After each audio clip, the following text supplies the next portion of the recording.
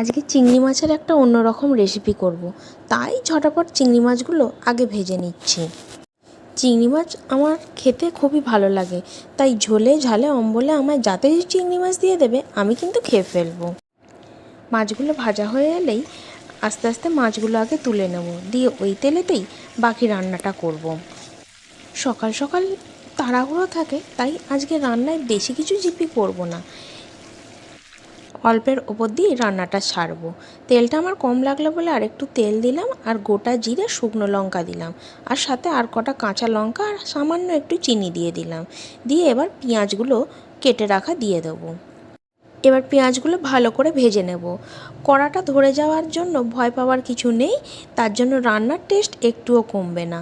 সাথে একটু আদা রসুন দিয়ে দিলাম, আর টমেটো আর ক্যাপসিকাম আর কটা চিড়ে রাখা কাঁচা লঙ্কা দিয়ে ভালো করে আবার নেড়ে চেড়ে নেব।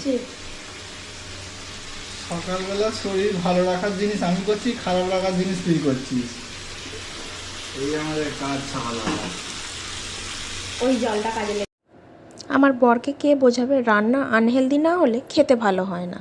যাকে কথা বলতে বলতে সামান্য জল আর একটু নারকেল কেটে দুধ দিয়ে দিয়েছিলাম, আর স্বাদ মতো চিনি দিয়েছিলাম একটু মিষ্টি মিষ্টি হবে।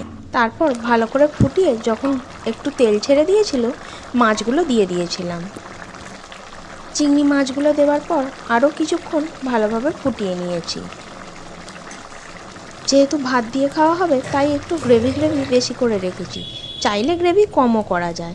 দিয়ে নামানোর আগে একটু ঘি দিয়ে দিলাম, আর সামান্য একটু গরম মশলা দিয়েছিলাম, দিয়ে আমার রান্না কমপ্লিট করে ফেলেছিলাম।